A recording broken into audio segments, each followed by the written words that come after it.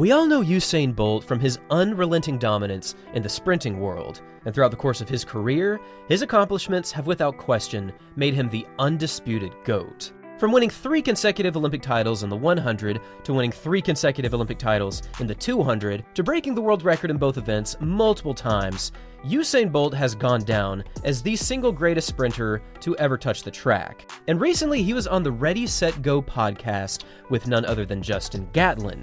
And in this podcast, he revealed some of the craziest information about his career that I have ever heard. And there's one specific aspect of his running that blew my mind. Now, in looking at his full career, it seemed as though he had been running the 100 and 200 forever. But this is actually not the case, because in the beginning, back when he was a teenager, Bolt was primarily a 200 and a 400 runner. In fact, he ran some of the best times in 400 history as a youth and junior athlete.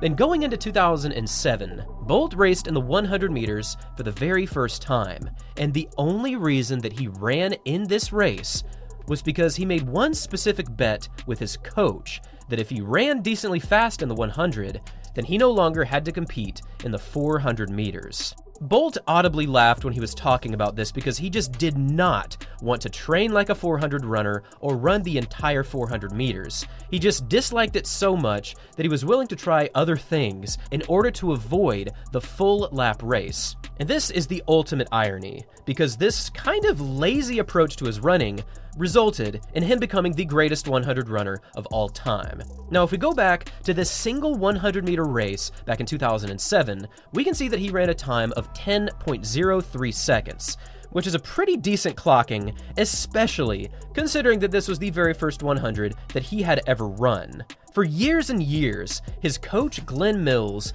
just did not want him to run in the 100 because he was so tall, he was rather lanky and lacking in muscle, and it just did not seem possible that he could go this fast in the 100. Now, thankfully for Bolt and for fans around the world, he ran this decent clocking in 10.03, and he won this race by a fairly small margin.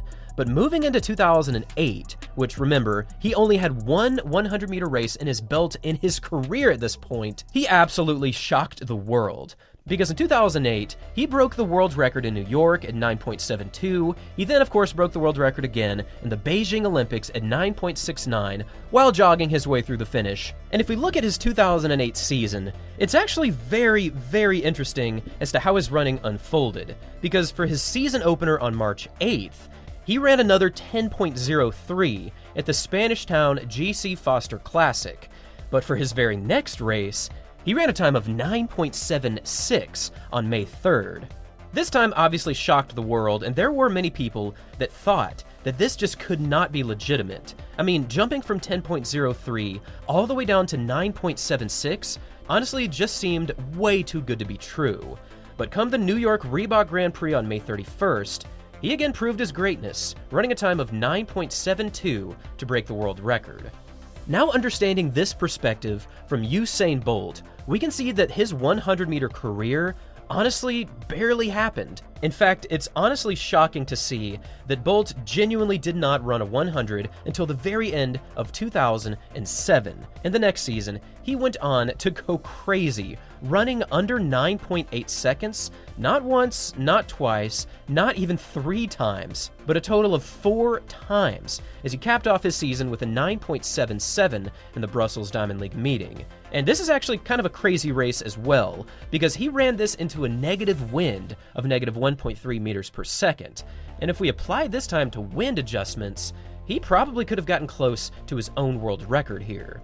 Now make sure to go watch this full podcast on the Ready, Set, Go channel, because it is slammed with some incredible facts about Bolt's career. It goes into his mental state during his teenage years. It talks about his entire career. It was honestly illuminating. So make sure to check it out, but also keep in mind that Bolt almost did not become a 100-meter runner. So the next time that you see yourself racing in a new event, perhaps give it a fair shot, because who knows? You just might be one of the best ever. You just need to go out and give it your best. Thanks for watching, everyone, and as always, Bolt is the GOAT.